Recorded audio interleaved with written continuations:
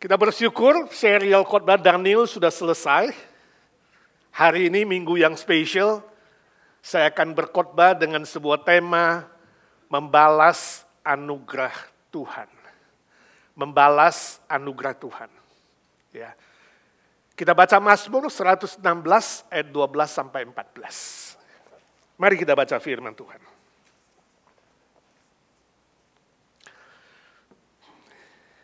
Mazmur 116 ayat 12 sampai 14. 1, 2, 3. Bagaimana akan kubalas kepada Tuhan segala kebajikannya kepadaku? Aku akan mengangkat piala keselamatan dan akan menyerukan nama Tuhan. Akan membayar nasarku kepada Tuhan di depan seluruh umat. Mari kita berdoa. Bapa di sorga, kami sudah membaca firman-Mu. Firman-Mu adalah pelita bagi kaki kami, terang bagi jalan kami. Firman-Mu tak akan berlalu selama-lamanya, walaupun langit dan bumi ini berlalu. Urapilah hamba-Mu yang lemah, terbatas, dan hina dina ini, boleh menjelaskan firman Tuhan dengan baik, dan Putri menerjemahkan dengan benar dan baik juga. Sehingga kami semua boleh mengerti firman-Mu. Bukan saja mengerti, kami juga dimampukan oleh Roh Kudus untuk melakukan firman Tuhan dalam hidup kami masing-masing. Berdoa, bersyukur, meminta berkat dalam satu nama, Tuhan Yesus Kristus, Juru Selamat dan Penebus kami yang hidup selama-lamanya. Amin. Saudara, suatu kali ada seorang oma, nenek, yang sudah berusia 75 tahun atau 76 tahun, hampir 80 lah. Ya. Dia jalan-jalan ke taman. Di taman itu dia melihat ada sepasang anak muda duduk-duduk di kursi taman, ya, anak remaja lagi pacaran. Nenek ini pengen tahu ini pacaran anak muda ngomongnya apa. Lalu dia mendekati dan nguping. Yang wanita berkata, sayang, apa kamu benar-benar mencinta aku? Yang cowok bilang, ya benar dong. Yang cewek bilang, buktinya apa? Lalu yang cowok bilang, kayak lagu. A, B, C, D, E, F, G. Apa maksudnya A, B, C, D, E, F, G? Lalu yang cowok bilang, a boy can do everything for girl. Wah, yang wanita bilang, so sweet, manis sekali. Mendengar itu nenek jadi iri hati, si oma. Ya. Lalu dia berpikir, saya sudah menikah 55 tahun dengan si kakek. Tapi saya belum pernah dipuji, dirayu seperti itu. Jadi dia segera pulang. Dia tanya opa. Hei opa, kamu sungguh-sungguh mencintai aku gak? Iya dong. Buktinya apa? Si opa bilang, lah kita kan udah bersama-sama 55 tahun. Bukan itu maksud saya, kata si oma. Saya mau yang ada rayuan kayak lagu itu. A, B, C, D, E, F, G. Oh itu, kata opa. Untuk kamu sayang, aku tambahkan. Ya, A, B, C, D, E, F, G. Lalu lanjutnya apa? H, I, J, K. Lebih panjang. Wah, nenek bilang, so sweet. Manis sekali. Tapi apa itu? A, B, C sampai K itu. Lalu si kakek bilang, kamu itu ya A, amazing. B, beautiful. C, charming. D, dynamic. E, elegant. F, fantastic. G, gorgeous. H, high tech. Kamu kan sering main handphone kan? Lalu si kakek bingung, dia berhenti. Loh, Lalu lanjutannya apa? Kata si Om. IJK itu apa? Si Opa bilang, I just kidding. Saya nggak tahu hari ini kalau saya tanya Om Edi, yang sudah menikah dengan Tante 62 tahun, Tante, pernah nggak Om Edi merayu seperti itu?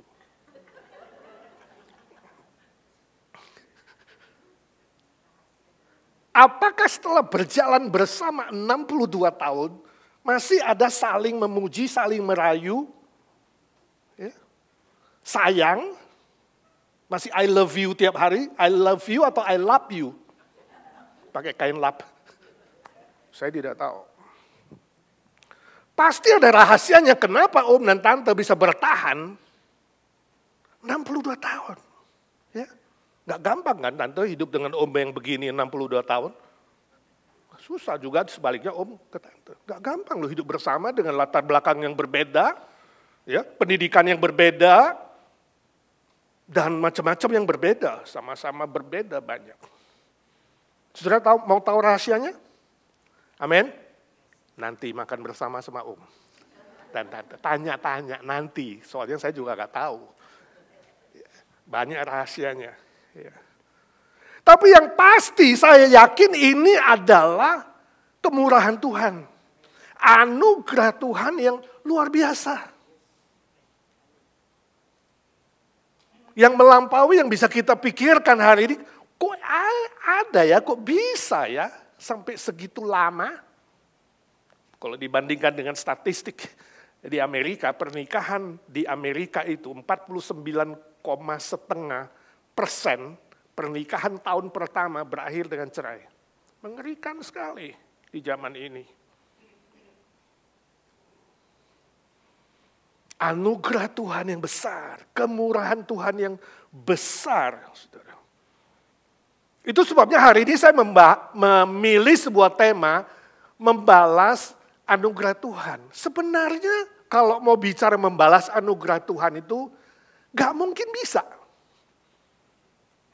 Sampai kita mati pun gak mungkin bisa sebab anugerah Tuhan itu sangat-sangat besar. Sangat-sangat ajaib. Melampaui apapun yang kita punya, apapun yang bisa kita capai, apapun yang bisa kita beri. Jadi mana mungkin bisa membalas anugerah Tuhan. Tapi pemazmur, ya, Mazmur yang barusan kita baca ini, 116, mengajak kita merefleksi diri, bertanya diri, bagaimana aku bisa membalas anugerah Tuhan. Nah, saudara, konteksnya dari Mazmur ini adalah ketika orang Israel dibawa keluar dari perbudakan Mesir. Lepas dari kekejaman perbudakan yang lebih 400 tahun, 450 tahun. Sangat-sangat berat, perbudakan, kekejaman, penganiayaan, kemiskinan. Lalu Musa berhasil memimpin seluruh Israel keluar dari Mesir. Jadi Mazmur pujian ini selalu dinyanyikan, harus minimal 1 kali setahun itu pada hari Paskah, Passover. Mengingat bagaimana mereka diselamatkan, bayi-bayi yang tadinya bayi Mesir dibunuh, Israel tidak kenapa. Malaikat Passover rumah mereka yang dilabur dengan darah itu. Sehingga mereka kemudian bisa keluar, singkat cerita, keluar dari perbudakan Mesir. Nah, ini menggambarkan apa? Ini adalah sebuah tipologi, ya, sebuah penggenapan yang akan datang. Tipos, seperti simbolik, bahwa nanti dalam perjanjian baru, Allah Bapa akan memberikan anaknya sebagai anak domba yang sempurna. Kalau di sana dipotong anak domba itu tidak sempurna, dilabur darahnya. Tapi nanti anak domba Allah yang sempurna, Yesus Kristus, akan mati mencucurkan darahnya untuk menebus kita, orang-orang yang percaya kepadanya. Jadi ini menunjukkan nubuat yang akan datang. Dengan kata lain, kita yang hari ini sudah diselamatkan oleh Tuhan, sudah mengalami kuasa penebusan dari Kristus, mengalami darah Kristus yang menyelamatkan nyawa kita. Hendaklah kita juga belajar membalas anugerah Tuhan. Walaupun nampaknya mustahil, tetapi tadi di ayat 12 itu pemazmur mengajak kita bertanya diri. Ya Tuhan, Kau sudah selamatkan aku. Bagaimana akan kubalas? Tentu kubalas diri di sini tanda kutip. Bagaimana akan kubalas kepada Tuhan segala kebajikan Tuhan, anugerah Tuhan dan kebaikan Tuhan. Ya tentu khotbah hari ini bukan saja diberikan kepada om dan tante untuk membalas anugerah Tuhan, tapi untuk semua kita yang sudah mengalami keselamatan dalam Tuhan Yesus. Amin. Ayat selanjutnya pemazmur memberikan 3 pelajaran. Bagaimana kita membalas anugerah Tuhan. Yang pertama, mengangkat piala keselamatan. Mengangkat piala keselamatan. Istilah mengangkat piala keselamatan berarti meninggikan. Ya, seperti orang kalau minum itu angkat piala, jadi bukan sembarang piala keselamatan. Tinggi-tinggi, setinggi mungkin. Ya. Menghargai, menghormati, meninggikan anugerah keselamatan yang sudah kita terima dari Tuhan. Artinya kita menilai bahwa dalam hidup ini, hal yang paling penting, hal yang paling berharga dalam hidup kita hari ini orang-orang percaya adalah apa? Anugerah keselamatan yang kita terima di dalam Tuhan Yesus. Amin. Permisi tanya, apa yang merupakan harta terbesar, kekayaan terbesar, hal yang paling berharga yang kau banggakan dalam hidupmu? Rumahmu kah yang seperti istana? Harta kekayaanmu kah yang sudah mencapai 1/4 dunia mungkin?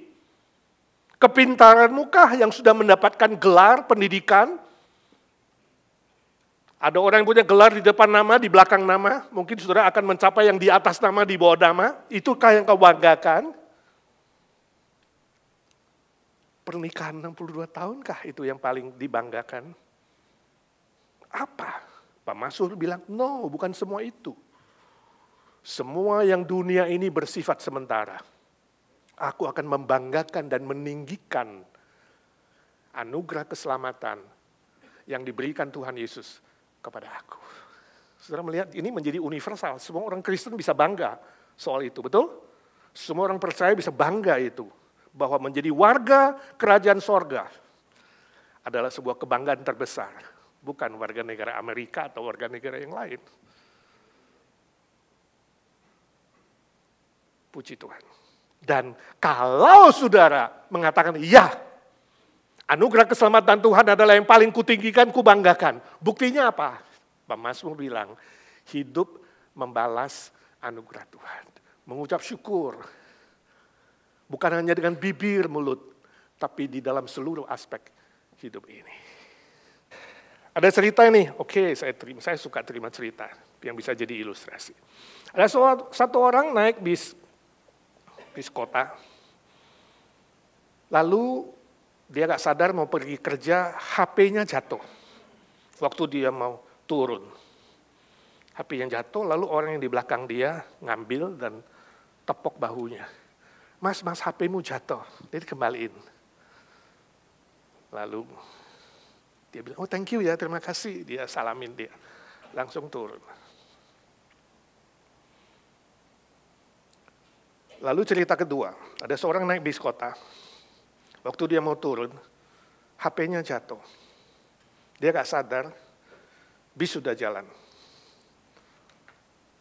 Udah jalan, dia baru sadar, wah HP-ku jatuh. Waduh, dia cepet-cepet. Ya, mau cari cara bagaimana kontak HP-nya. Ternyata HP-nya diambil oleh orang yang di belakangnya. Ya kan? Setelah dikontak dia bilang, oh ya HP Anda kah? Saya kembalikan di stasiun berikutnya. Jadi lalu halte berikutnya mereka ketemu. Orang itu thank you, terima HP-nya, lalu dia kasih tanda terima kasih. 100.000. Kalau saudara kasih berapa? HP kan barang yang paling berharga loh sekarang. Lalu cerita ketiga, ada satu orang bis HP-nya jatuh, dia turun nggak tahu, sambil di kantor baru sadar, dia SMS orang itu, yang ambil handphonenya, nggak dibales. Nah kalau terjadi pada saudara gimana? Bisa tidur nggak? Stres nggak? Seharian nggak bisa kerja, betul nggak? Hari ini HP lebih dekat dari istri atau suami, betul nggak Tante? Om juga kan, HP melekat di kantong. Istri di mana kadang nggak tahu. Bayangkan kalau dia ada kembalikan sehari, 2 hari kamu stres nggak? Lalu kamu bilang tolonglah kembalikan itu HP saya, kalau nanti kamu kembalikan saya kasih hadiah 500.000, nggak dibalas. Besok paginya kamu teks lagi mengatakan, sekarang saya naikkan nilai hadiah terima kasihnya 1 juta. Orang itu bales.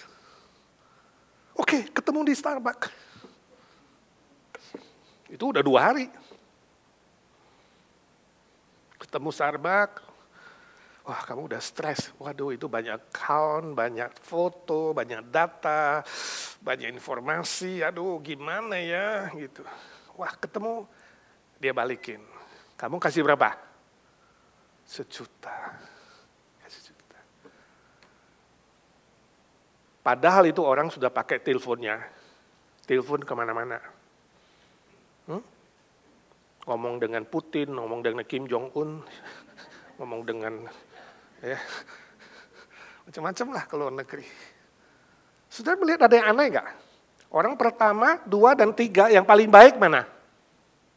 Yang paling baik? Nomor 1, yang langsung kembaliin, tapi nggak dapat hadiah. Yang paling kurang baik? Nomor 3, dapat berapa? 1 juta. Aneh nggak?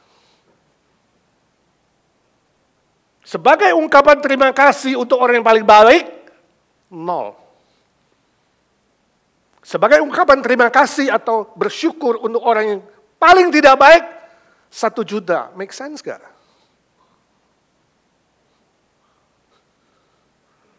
Kenapa demikian? Sebab bagi orang itu, HP dia adalah yang paling mahal, paling berharga, paling bernilai. Dan ketika terjadi kehilangan, dan kehilangan itu lebih tinggi nilainya, mungkin Apple yang paling baru, jadi bukan telepon jeruk, bukan orange, tapi Apple. Apple yang terbaru berapa? 13, 15. Makin tinggi nilainya dan makin lama kehilangannya, makin besar rasa syukurnya. Amin. Tapi pertanyaan saya, khususnya bagi saudara yang jarang bersyukur dan kurang tahu bersyukur, apakah saudara mau kehilangan dulu yang lama, yang mahal, baru bisa tahu mengucap syukur?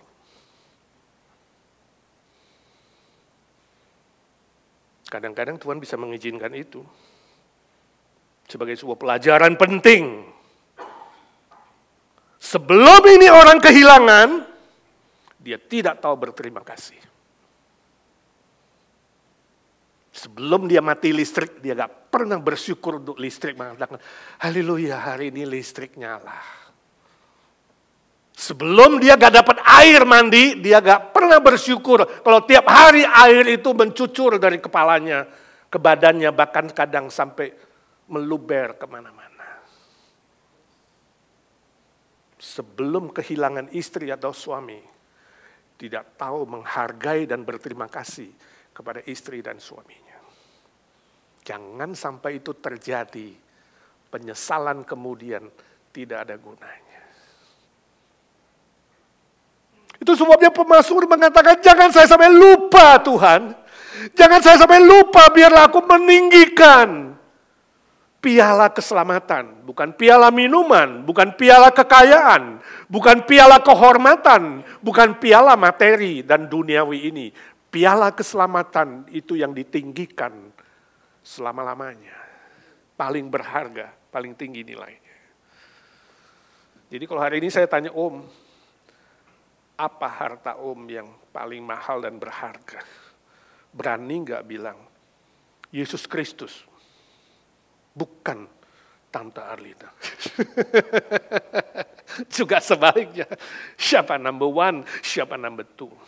Siapa raja atau yang paling utama, paling tinggi nilainya dalam hidupmu? Kalau bukan Tuhan Yesus, saudara belum mengerti bagaimana meninggikan piala keselamatan. Yang kedua, menyerukan nama Tuhan. Menyerukan nama Tuhan artinya dalam hidup ini memiliki sebuah kesaksian yang baik dan benar. Bukan saja dari bibir mulut, tapi dari seluruh hidup ini menjadi sebuah seruan, menjadi sebuah cerita bagi orang lain. Mereka tahu ini loh orang Kristen yang asli. Ini loh orang yang sungguh-sungguh sedang menerima anugerah keselamatan. Dari perkataannya aku tahu. Dari hidupnya aku tahu, dari perbuatannya aku tahu, dia ini memang anak Tuhan, bukan anak hantu. Menyerukan nama Tuhan. Jadi nama Tuhan dalam hidup kita bukan dipermalukan, bukan diejek, bukan dihina, diinjek-injek, lalu kekristenan juga diinjek-injek, bukan, tapi dipuji, ditinggikan, dimuliakan. Itu artinya menyerukan nama Tuhan. Nama Tuhan menjadi yang paling besar dan paling dimuliakan. Jadi memuji Tuhan, bersyukur kepada Tuhan itu bukan hanya asal berseru, asal berteriak, asal bernyanyi, asal angkat tangan, asal tepuk tangan, bukan. Tapi sungguh-sungguh ditunjukkan dalam kehidupan yang nyata, kesaksian yang baik dan benar. Bila tidak ada itu, apa bedanya dengan munafik, rayuan gombal? Seperti si Opa bilang, I'm just kidding. Waktu saudara memuji Tuhan, kidding atau beneran? Waktu saudara bernyanyi untuk Tuhan, kidding atau beneran? Waktu saudara melayani Tuhan itu kidding atau beneran? Hanya kamu yang tahu apa motifmu selama ini. Hanya kamu yang tahu apa tujuannya selama ini ketika engkau mengikut Tuhan dan melayani Tuhan.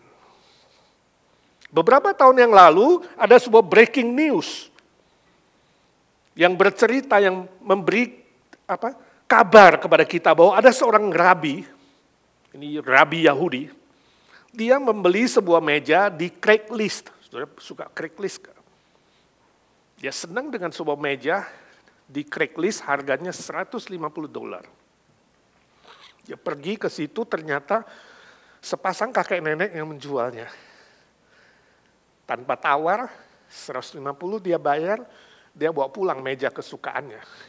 Meja cukup antik. Sampai di rumahnya, meja cukup besar, gak bisa masuk ke pintu rumahnya. Lalu si rabi itu mempretelin kakinya, lacinya.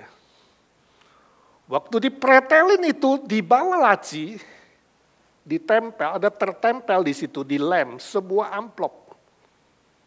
Lalu dikeluarkan amplop itu, isinya adalah uang cash, 98.000 US dollar. Jadi saya tanya saudara, kalau itu saudara adalah rabi yang beli itu, kamu kembalikan uangnya kepada kakek nenek itu, yang sudah senior dan sedikit demensia mungkin, dia lupa uangnya taruh di mana.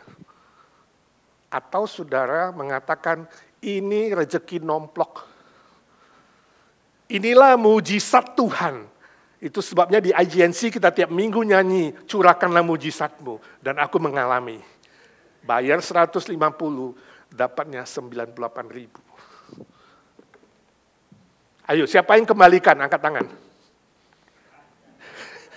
Kalau itu kamu, siapa yang tidak kembalikan angkat tangan? Siapa yang bilang, saya share Pak Edi 50%? Jadi dosanya bagi-bagi ya. Hebatnya si rabi, dia kembalikan uang senior itu. si kakek dan nenek. Makanya jadi breaking news. Kalau saudara nggak kembalikan jadi breaking heart.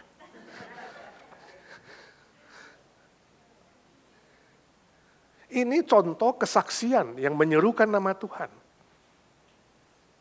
Contoh kesaksian yang memuliakan nama Bapa di sorga. Orang akan memuji Tuhan. Orang akan mengatakan hebat ini. Ya, dia sungguh-sungguh percaya Tuhan. Dia tahu bahwa Tuhan ada di mana-mana. Dia tahu mata Tuhan melihat orang baik dan orang jahat. Itu sebabnya dia kembalikan. Saya tidak tahu bagaimana hidup saudara selama ini. Saya tidak tahu berapa lama saudara sudah mengikut Tuhan. Jadi orang yang sudah ditebus Kristus, dibeli dan menerima anugerah keselamatan. Apakah hidup saudara merupakan sebuah seruan, cerita, berita yang mengabarkan Kristus dan meninggikan nama Tuhan melalui perkataan dan melalui perbuatan. Injil bukan hanya semata kata-kata memberitakan salib dan kebangkitan Kristus, tapi Injil juga adalah kehidupan kita yang bisa dibaca oleh orang lain. Disebut non-verbal gospel. Sebelum mengabarkan verbal gospel, harus punya non-verbal gospel yang memuliakan Bapa di sorga. Amin. Yang ketiga,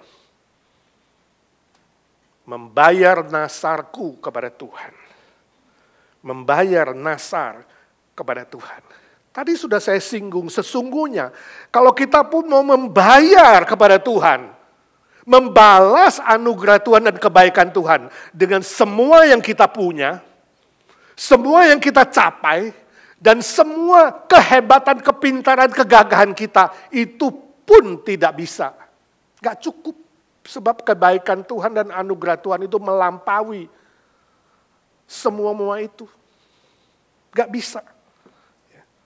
Tapi istilah membayar nasarku itu adalah sebuah tekad. Sebuah kerinduan.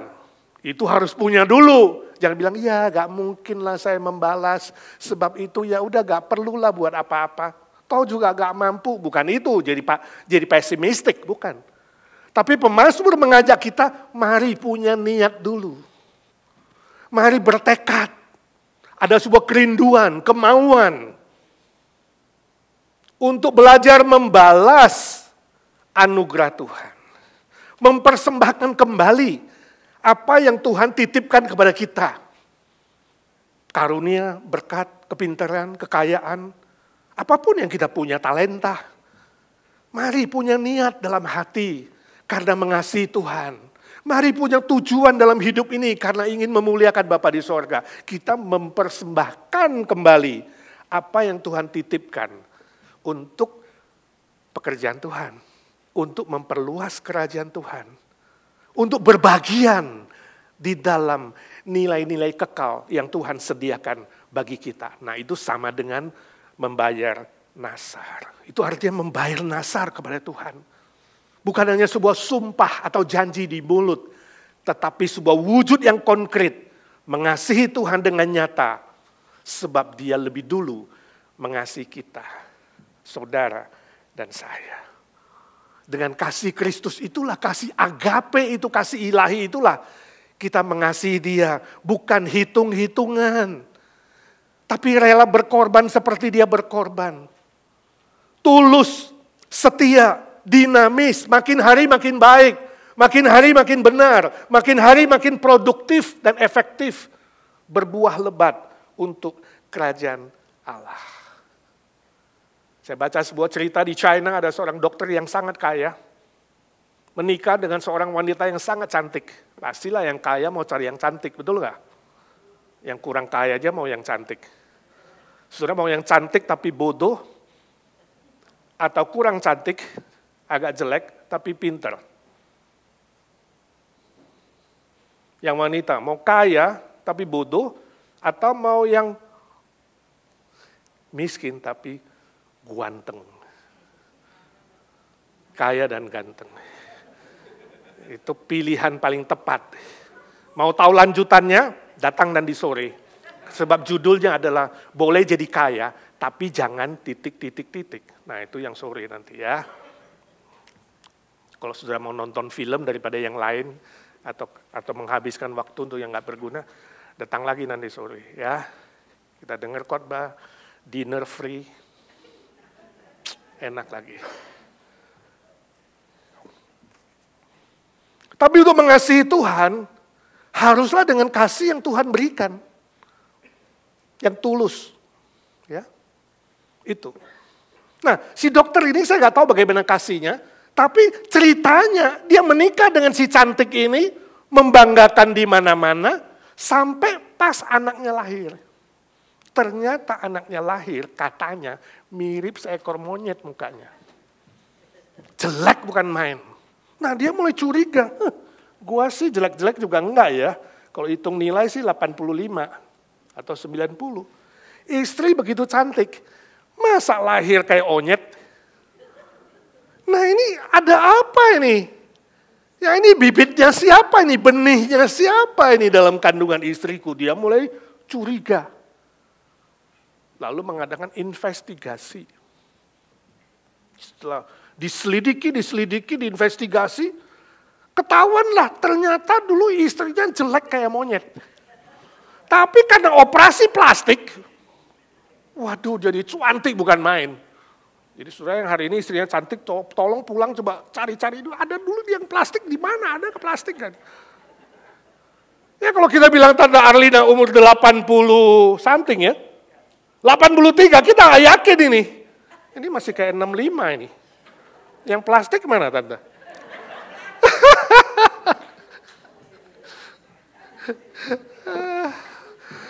Om juga gak percaya nih, 90 tahun depan nih. Wah masih ganteng gak itu, jangan-jangan. Ya 89 kan, bakal 90 kan? Pakai plastik gak Om?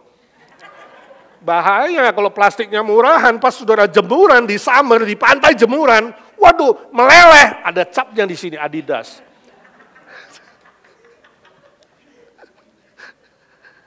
Nah ini ketahuan, ini fakta, ini sungguh terjadi kalian ceritanya. Istrinya bekas operasi plastik.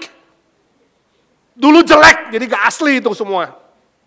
Nah saya tanya, suami-suami jawab, kalau ketahuan istrimu bohongin kamu, operasi plastik, kamu apain itu istri? Ini dokter kemudian menuntut istrinya di pengadilan. Suruh membayar ganti rugi sebab dia merasa tertipu. Dan kemudian menceraikan istrinya. Ini fakta. Hari ini cinta kasih manusia bisa berubah karena kecantikan. Karena kekayaan, karena hal-hal materi lainnya bisa berubah dan ini contohnya. Janji nikah dia, nasar nikah dia, sumpah nikah dia itu begitu palsu dan munafik karena hanya dibatasi oleh kecantikan yang dia tidak bisa terima. Itu sebabnya yang belum nikah hati-hati saudara. Sebelum nikah, periksa baik-baik. Lihat dengan dua mata melotot, selidiki semuanya. Kalau sudah menikah, tutup satu mata. Bila perlu tutup dua-dua, terima itu. No refund, no exchange.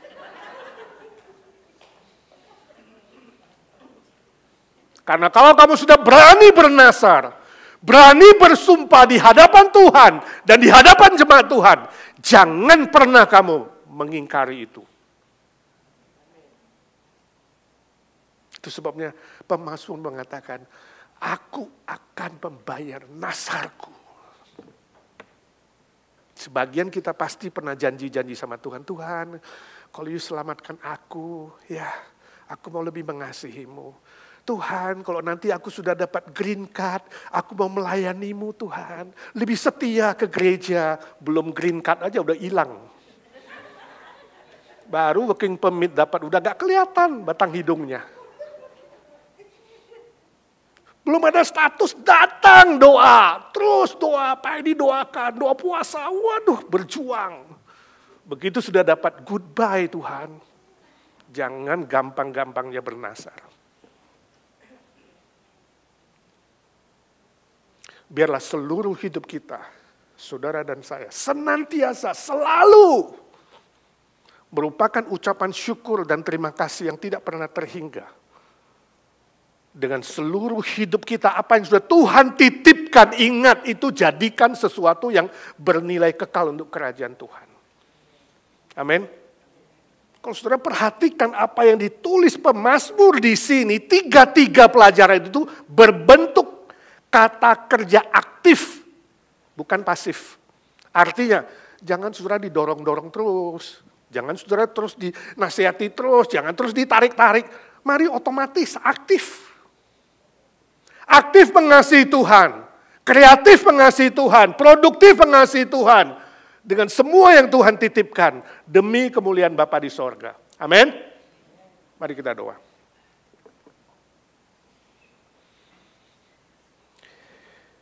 Ya Tuhan Yesus, suara hamba-Mu sudah berhenti. Biarlah suara Roh Kudus terus berbisik-bisik di hati kami. Di pikiran kami. Ketika kami lupa, Tuhan ingatkan. Ketika kami lemah, Tuhan kuatkan. Ketika kami hampir terjatuh, Tuhan angkat kami kembali.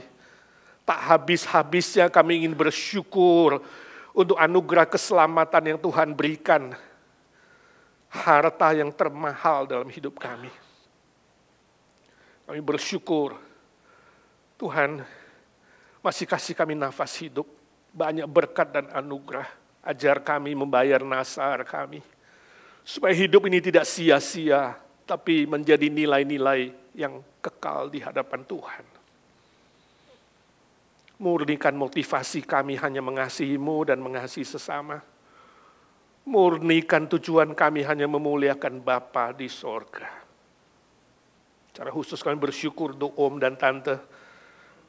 Tuhan, biarlah berkat-Mu yang limpah, sukacita, kesehatan, panjang umur, dan semua yang dibutuhkan Tuhan cukupkan dengan kekayaan dan kemuliaan-Mu. Kami berdoa bersyukur hanya dalam satu nama, Tuhan Yesus Kristus, Juru Selamat dan Penebus kami yang hidup selama-lamanya. Amin.